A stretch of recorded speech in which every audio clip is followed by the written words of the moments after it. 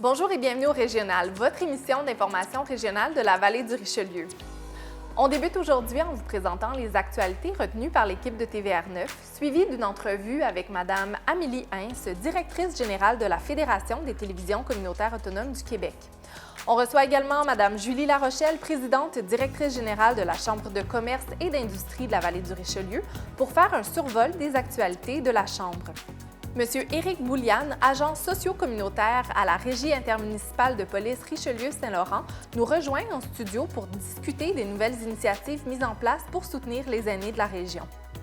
Finalement, on fait le point avec Monsieur Jerry Guimond d'Opération Nez Rouge sur les dons recueillis lors de la 31e campagne. Le Régional commence à l'instant. Bonne émission.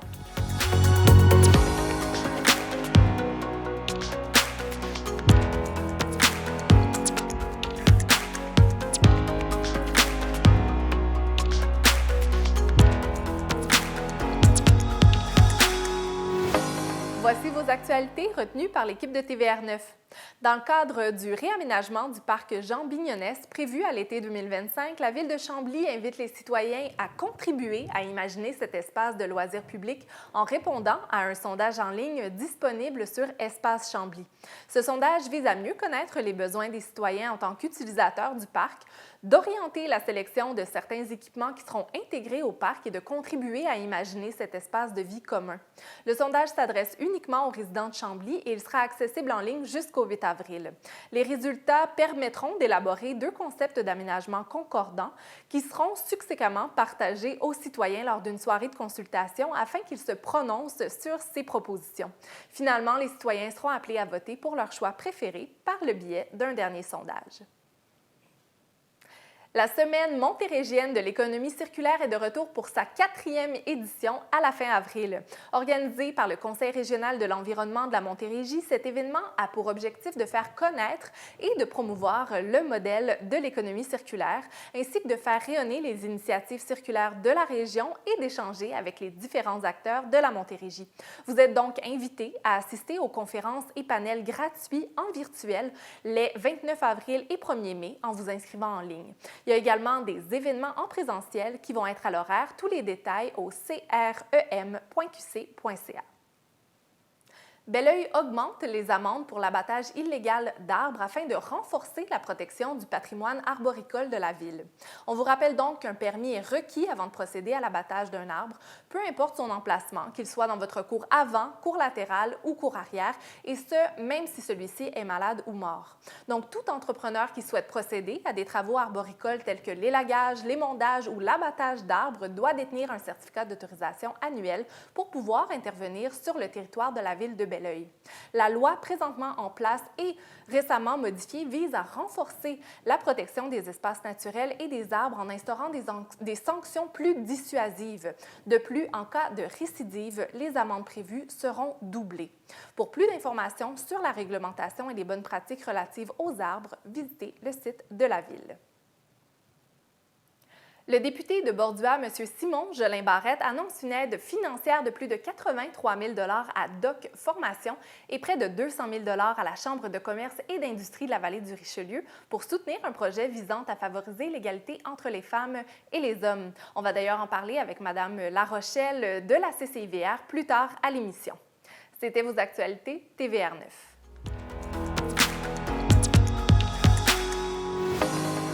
On rejoint en studio Mme Amélie Hintz, qui est directrice générale de la Fédération des télévisions communautaires autonomes du Québec. Bonjour. Bonjour. Et présentement, il y a énormément de dossiers en cours pour la survie, en fait, de la télé communautaire. Oui. Et pouvez-vous d'abord dresser un portrait de la télévision communautaire au Québec? Oui, bien, ça tombe bien parce qu'on a fait une tournée justement au printemps passé chez tous nos membres.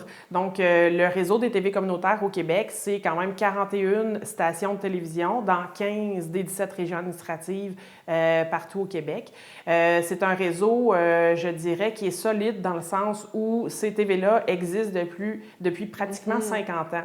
Donc, c'est des télévisions qui sont vraiment implantés dans leur milieu, qui s'intéressent à ce qui se passe chez eux, qui servent des citoyens qui seraient probablement très mal desservis en frais de nouvelles locales par les grands réseaux qui se retirent là, tranquillement, pas vite, des plus petites régions.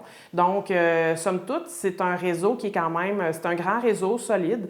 On pense, en fait, maintenant, depuis qu'il y a eu plusieurs coupures dans les réseaux plus traditionnels et les journaux dans les dernières années, que les médias communautaires en général, donc en incluant la radio et les journaux, on représente à peu près le tiers des médias au Québec. Donc, c'est quelque chose d'assez important.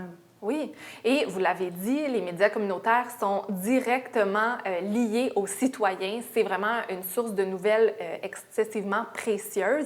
Et comment est-ce qu'on assure la survie de ces médias communautaires-là? Parce qu'en ce moment, on ne se le cachera pas, il y a quand même des enjeux au niveau du financement. Donc, quelles sont les initiatives qui sont mises en place pour les prochaines années? Oui, bien, c'est important en fait que les décideurs qui mettent en place les politiques qui peuvent nous aider connaissent notre existence puis reconnaissent le travail qui est fait sur le terrain, qui est un travail indispensable pour la démocratie, l'occupation du territoire, parce que comme je le disais tout à l'heure, les grands réseaux sont de moins en moins présents dans les petites municipalités. Les nouvelles sont accaparées par les grands centres, donc ça va être important de soutenir le réseau de diffusion communautaire. Puis, il y a c'est sûr qu'il y a plusieurs politiques qui ont été mises en place dans les dernières années. Au provincial, il y a des aides ponctuelles qui sont amenées via le financement à la mission de la télévision communautaire. Il y a aussi l'initiative de journalisme local qui a été lancée par le gouvernement fédéral il y a déjà pratiquement 5 ans, qui a été renouvelé dernièrement. Dont TVR9 bénéficie présentement. Oui, exactement. Puis il y a différents fonds à lesquels nous, qu'on essaie de mettre en place, en fait, pour la TV communautaire. Mais pour y arriver, en fait, ce qu'il faut faire, bien, c'est convaincre le public, mais aussi les décideurs, qu'on est un acteur important du milieu, puis qu'on doit faire partie de ces solutions. Et quel est le rôle spécifique de la Fédération des télévisions communautaires autonomes du Québec? Bien, c'est justement de les représenter à tous les différents niveaux de gouvernement, les représenter aussi dans les différentes solutions qui sont proposées. Donc, nous, ça fait partie c'est mon travail, à moi personnellement. À la Fédération, on est 3. Moi, je m'occupe beaucoup de ces dossiers-là politiques. En ce moment, je dirais que ça n'a jamais été aussi occupé que ça. C'est vraiment, ça foisonne, donc c'est positif dans un sens. Ça veut dire que les décideurs se mettent en action, puis veulent trouver des solutions.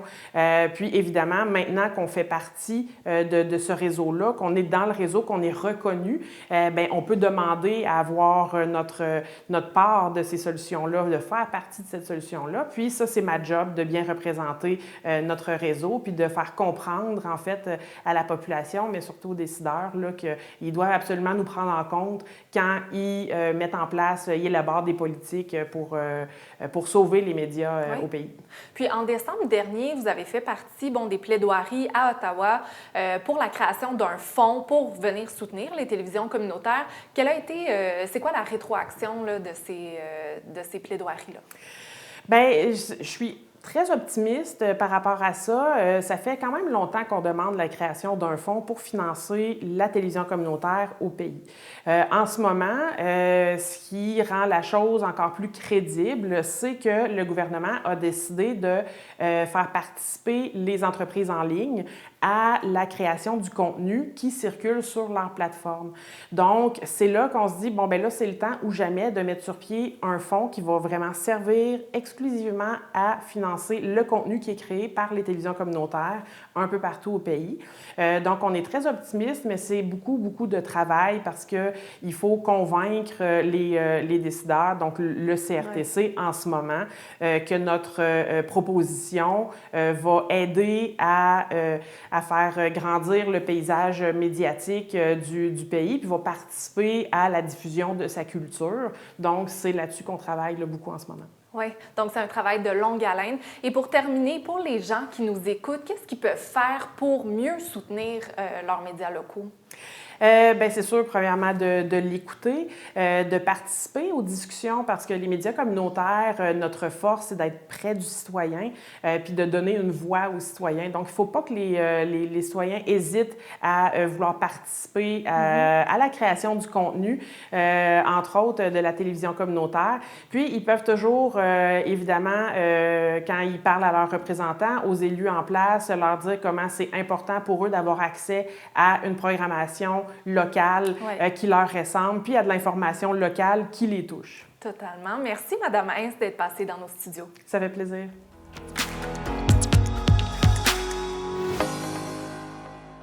Le printemps est à nos portes et on était dû pour recevoir nos amis de la Chambre de commerce et d'industrie de la Vallée du Richelieu, Mme Julie Larochelle, qui est présidente directrice générale. Bonjour. Bonjour. Donc, plusieurs actualités aujourd'hui à discuter. Notamment hier, une partie de votre équipe était à Québec. Pour quelles raisons vous étiez là-bas? C'était vraiment une belle occasion.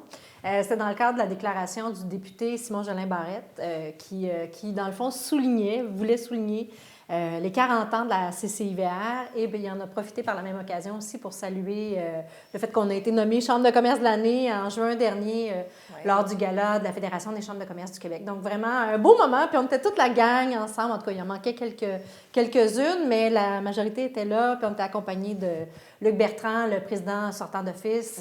Donc, c'était un bel événement. Oui. Très heureuse, Bien, vous avez de quoi être fière parce que bien, on assiste souvent, on couvre souvent également vos événements, puis vraiment, là, il y a de quoi être fière. Toujours du côté de Québec, M. Jolin Barrette a également annoncé l'octroi d'une aide financière de 200 000 $ pour un tout nouveau projet qui touche les femmes, entre autres, l'égalité entre les hommes et les femmes. Pouvez-vous nous en dire plus? Comme je disais hors d'onde auparavant, c'est embryonnaire. Là. On est tellement heureuse, je vais le dire au féminin, parce que l'équipe, c'est pas un souhait, mais l'équipe est constituée de femmes. Donc, ça donne bien, mais c'est pas la raison pour laquelle on a obtenu ça. Mais on est vraiment heureuse parce que c'est un beau projet qui est dans nos cordes également, c'est-à-dire qu'on va avoir une émission en collaboration avec TVR9 d'ailleurs. Ça va être sur 2 ans.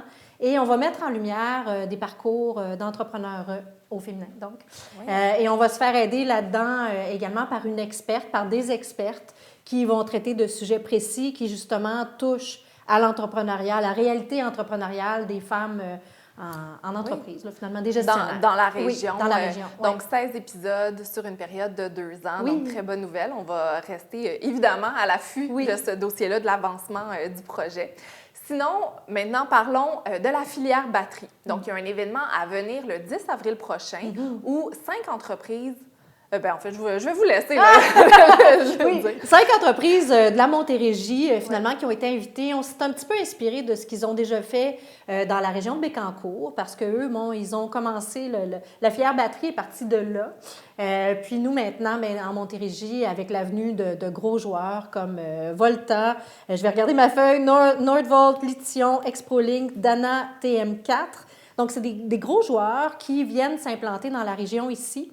Et puis, ce qu'on avait envie de faire, c'était de permettre à nos entreprises du territoire, donc le territoire élargi, là, le territoire de la Chambre de commerce d'industrie de la Haute-Yamaska, de la Rive-Sud, Saint-Bruno, et bien, c'est nous qui l'organisons, la CCIVR. On organise cette journée-là. C'est une journée complète où le matin, on permet à nos entreprises de poser des questions, des fournisseurs potentiels, d'en apprendre davantage sur ces grands donneurs d'ordre-là, sur leurs besoins. Qu'est-ce qu'ils vont avoir besoin à toutes les étapes, que ce soit de la construction jusqu'à la production même de ce qu'ils ont à produire en lien avec la filière batterie. Et l'après-midi, la beauté de la chose, c'est que les entrepreneurs en question vont pouvoir poser leurs questions directement et même se présenter aux grands donneurs d'ordre. Ils vont être réunis dans des petites salles d'une 30-40 personnes avec les donneurs d'ordre pour pouvoir justement leur dire, bien moi, je produis telle chose. Je me présente à vous. Donc, une belle occasion là, de faire créer du maillage peut-être entre les fournisseurs et les entreprises. À l'hôtel Rive-Gauche, un beau lieu justement. Donc, ça va être assurément un très bel événement. Et pour ceux qui nous écoutent présentement et qui seraient intéressés, faites vite parce qu'on est rendu vraiment... On a beaucoup. On est presque à 150 personnes déjà inscrites. Donc, Ouais. Faites ça vite, oui! Et parlant de faire vite, un autre événement là, dont les billets partent rapidement, c'est vos fameux 5 à 7 saisonniers. Donc, le 23 avril prochain. Et là, les détails sont sortis sur le site Web. Oui, exactement. Ben oui, parce qu'on est une chambre de commerce, alors on tient des événements de réseautage comme ça, on n'y échappe pas, mais pour le plus grand bonheur de tous, parce qu'ils sont toujours très courus, nos événements. Alors là, oui, effectivement, c'est le 23 avril, 17h à 19h, un 5 à 7, à la Caisse des Jardins du Bassin de Chambly, puis c'est vraiment beau comme lieu, donc on est fiers. Souvent, ces 5 à 7-là, on va les tenir justement dans des endroits qui ne sont pas des salles prévues à cet effet, mais vraiment en entreprise. Puis là, on avait envie de faire découvrir la Caisse des Jardins du Bassin de Chambly. Très, très beau lieu. Oui, donc un événement à ne pas manquer. Merci, Madame La Rochelle, d'être passée à nos studios. Ça me fait plaisir, Andréane. Après la pause, on reçoit M. Éric Bouliane, agent socio-communautaire responsable du volet aîné, pour discuter des différentes initiatives mises en place par la Régie intermunicipale de police.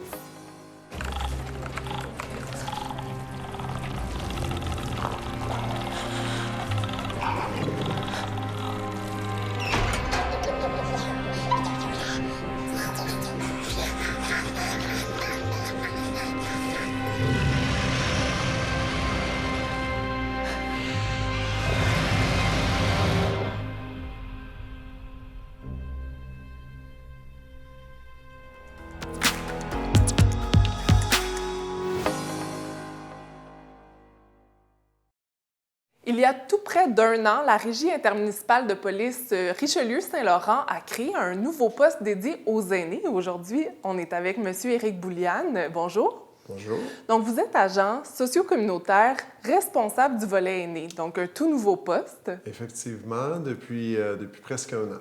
Et en quoi consistent vos responsabilités? Juste pour tracer un bref historique, on a eu l'ajout d'une nouvelle ressource au niveau du service de police au département socio-communautaire en 2023. On a fait une réflexion de façon départementale, à savoir on fait quoi avec cette ressource-là, comment on l'affecte. Puis on avait le sentiment qu'à travers le tourbillon dans lequel on était, nos aînés, on ne lui donnait pas toujours l'amour ou le temps qui était nécessaire aux problématiques qui sont communes à l'usage. Fait que on a fait la réflexion de dire on va créer une ressource, un policier responsable du volet aîné, puis on va le déployer sur le terrain. Parce que vous savez, avec toutes les fraudes, l'émergence des RPA, la clientèle aînée nécessite beaucoup d'amour et de soins. Puis on s'est dit, on va dédier une ressource à temps plein pour l'ensemble de nos 17 municipalités. Puis, c'est quoi la réalité sur le terrain, justement? C'est quoi, en fait, les enjeux qui sont spécifiques à la vallée du Richelieu? À la vallée du Richelieu, bien, la vallée du Richelieu est pas exempt de tout le phénomène de fraude, de protéger aussi nos aînés. Juste à vous parler de la fraude du faux représentant, l'arnaque amoureuse, l'arnaque émotive. Là, je pourrais toutes vous les nommer, j'en passe. Fait que mon but, c'est d'aller sur le terrain, puis par le biais de conférences, par le biais de diffusion mensuelle, sensibiliser, outiller nos aînés pour pas qu'ils se fassent prendre dans ce genre de situation-là. Puis ce qu'on a observé, ce qui est déplorable, c'est que des fois, les gens se font prendre, c'est les économies d'une vie. Ouais. Tu sais, quand tu as 30 ans, 40 ans, tu peux te reprendre, dire, bien, je me suis fait prendre, puis je vais avoir la possibilité de travailler plus fort ou... Mais quand tu atteins des âges un petit peu plus avancés, ben, cette possibilité-là elle n'existe pas. Fait que c'est des scénarios qui sont vraiment tristes et pathétiques. Puis le fait d'outiller nos gens, ben, tu sais, puis le piège de la prévention, c'est que on le voit parce qu'on le constate dans nos rapports, les événements qu'on reçoit, mais pour 1 heure de prévention, notre prétention, c'est de dire on va sauver 4 heures d'intervention. C'est un dossier qui ne sera pas judiciarisé, c'est une plainte qui ne sera pas prise par les policiers, c'est un dossier qui ne se rendra pas à la cour. Fait que sur le terrain, nous, on sait que c'est quantifiable, puis on voit les résultats déjà amplement avec tout ce qu'on a mis en place. Puis jusqu'à maintenant, ça ressemble à quoi la réponse quand vous allez rencontrer ces aînés-là, que vous leur parlez, que vous diffusez les différentes informations? La réponse, je vous dirais que c'est juste du bonheur. C'est juste du bonheur. Les gens sont contents. Oui, je vous parle de fraude, mais j'ai d'autres conférences aussi sur l'intimidation, la cyber-intimidation, le bien vivre ensemble, une conférence qui s'appelle « Chacun à sa place ». Tu sais, on a mis beaucoup de structures en place, mais tu sais, les gens de cette génération-là, pour eux, ils ne savent pas tout à fait c'est quoi de l'intimidation. Fait que quand on énumère les critères de l'intimidation, pour eux, ils veulent juste être drôles ou être tannants. Mais quand tu veux être drôle et tannant, jour après jour, de façon répétée, continue, ça engendre un sentiment de détresse chez l'autre personne.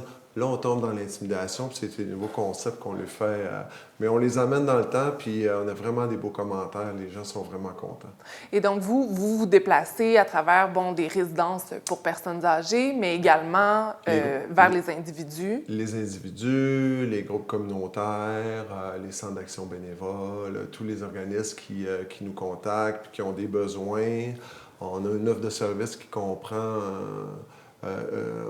un maximum de 5 conférences de divers sujets, puis tout dépendant de la problématique, on arrive, puis l'accueil est vraiment chaleureux, agréable, puis on en redemande encore. Ça fait que c'est pour ça que je dis souvent, les gens vont dire « Monsieur Bouliane, on essaie de vous rejoindre au téléphone », je le dis souvent. Au téléphone, je suis irréjoignable parce que je suis sur le terrain, mais envoyez-moi des courriels, je prends mes courriels à tous les jours, puis... De cette façon-là, on réussit à agencer nos conférences.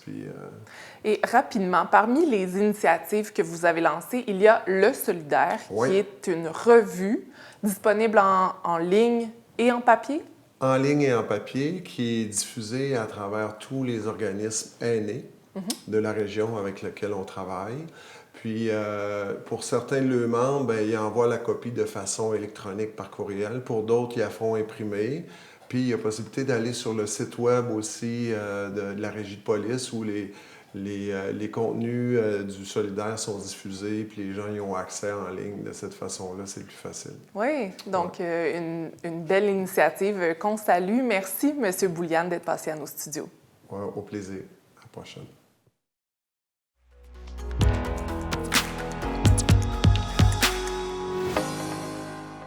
Le 14 mars dernier, Opération Nez Rouge a remis plus de 16 000 $ à différents organismes de la région et on est avec M. Jerry Guimond, coordonnateur d'Opération Nez Rouge. Bonjour. Bonjour. Donc, 16 000 $, ça là, c'est des sous là, cette année. Oui. Et pour revenir sur cette 31e édition, comment ça s'est passé pour vous? Extrêmement bien. On a accompli ce qu'on voulait accomplir pour cette année. On a été chercher un volume de bénévoles record. On a eu une demande d'appel record pour où ce qu'on était rendu. On a passé pratiquement à 500 appels. Wow. On ne pensait même pas d'accomplir 400 appels. Fait que pour nous autres, on est très bien reçus. Et tout le monde a été heureux dans toutes les soirées. On n'a pas eu d'accrochage nulle part. Fait qu'on est heureux. Wow. Et là, ça permet à Opération Nez Rouge de la vallée du Richelieu de monter dans le classement national. Oui, on était l'une des dernières centrales dans les 47 centrales d'Opération Nez Rouge. On est monté au 21e rang. Fait qu'on a fait un grand bond. Et quels seraient vos objectifs pour l'année prochaine? Les objectifs de l'année prochaine, pour moi, sur le côté argent, je voudrais doubler le montant à redonner aux jeunes. C'est sûr que l'année prochaine, on n'a pratiquement plus de dépenses. Toutes les grosses dépenses ont été faites. L'informatique, les systèmes téléphoniques, tout a été fait. Tout l'argent qu'on peut ramener, on va le ramener exactement pour les enfants. Fait que si on peut ramasser le double, moi, je suis super heureux. Oui. Puis comment est-ce que les organismes de la région, les entreprises de la région peuvent contribuer à doubler ce montant-là? On va retravailler avec les entreprises de la région pour aller chercher de plus en plus de commanditaires. On va travailler avec les municipalités pour qu'ils soient toujours derrière nous autres. Et on va travailler avec tous les organismes pour travailler. Là, on va commencer les semaines qui suivent, qui s'en viennent, pour déjà travailler avec les organismes qui viennent avec nous autres comme bénévoles, qui viennent faire du Nez Rouge. Mais ça va commencer d'ici peu. Donc, d'une certaine manière, vous avez un peu redonné ces lettres de noblesse à Opération Nez Rouge dans la vallée. Oui, mais avec toute mon équipe, là. Oui. Vous êtes une Oui. équipe de combien? On est une équipe sans moi, j'ai 5 bénévoles très, très proches. On est 6 dans l'équipe. C'est sûr j'aimerais bien avoir une équipe à peu près de 8-10, mais on va trouver les autres bénévoles qui vont s'impliquer aussi. Oui. Et là, le 14 mars dernier, M. Claude Lebrun de l'organisme Chevalier de Colomb a remis donc ces bourses-là aux organismes. Comment vous choisissez les organismes? Les organismes, c'est celles qui ont participé. Et selon le nombre de soirs et le nombre de présences de personnes qui étaient là, on a une règle de 3 qu'on fait, que l'argent va être comme si vous regardez les scouts, c'est eux autres qui ont eu le plus. Parce qu'ils ont fait beaucoup de bénévolat à l'intérieur de la centrale, autant que sur la route. Fait ils sont impliqués. Fait que dans le 16 000 $, ils ont un gros montant. Fait que moi, je demande qu'aux autres organismes, s'ils veulent avoir des montants comme ça, qu'ils viennent. Oui. Oui. Donc, est-ce que vous avez déjà commencé à travailler sur la prochaine édition? Ça commence à partir de la semaine prochaine. On Déjà? a une réunion, moi, mon équipe, et à partir de là, on travaille à partir de la semaine prochaine. Oui. Puis quel travail est-ce qu'il reste à faire pour amener ça plus loin? Énormément. Il reste à travailler avec les OSBL, les rencontrer, là. Pas juste leur envoyer un courriel, les rencontrer. Dans mes 5 personnes, j'ai une équipe pour ça. J'ai une équipe aussi pour les plus petits commanditaires. Dans chaque petite municipalité qu'on a en chercher un, moi, je vais m'impliquer avec Monique, mon adjointe, pour aller travailler chaque municipalité avec les maires, les services de loisirs, tout ça. Je vais faire les 12 municipalités avec des réunions de chacun pour qu'on puisse faire exploser ça beaucoup plus. Oui, bien, on vous le souhaite réellement. Merci de faire une différence auprès de la jeunesse et auprès de l'ensemble des citoyens de la région. Je vous remercie beaucoup. À bientôt. Et comment ça marche le crédit d'impôt pour le maintien à domicile? Je sais pas trop pour vos impôts, mais votre pression est du tonnerre, Madame Fortin. Pour vos questions sur les impôts, à Revenu Québec, on est les mieux placés pour vous répondre. Visitez justepourtous.ca. Un message de Revenu Québec. Ah, du tonnerre. C'est positif, hein? C'est ce qui termine l'émission de la semaine. Merci d'avoir été des nôtres. Vous voulez vous approprier votre télévision régionale? Eh bien, TVR9 est présentement à la recherche de bénévoles, autant devant que derrière la caméra. De plus, si vous avez un intérêt pour la politique municipale, nous sommes à la recherche d'un animateur ou d'une animatrice pour l'émission Conseil en bref. Écrivez-nous dès maintenant pour plus d'informations. Sur ce, bonne semaine à tous.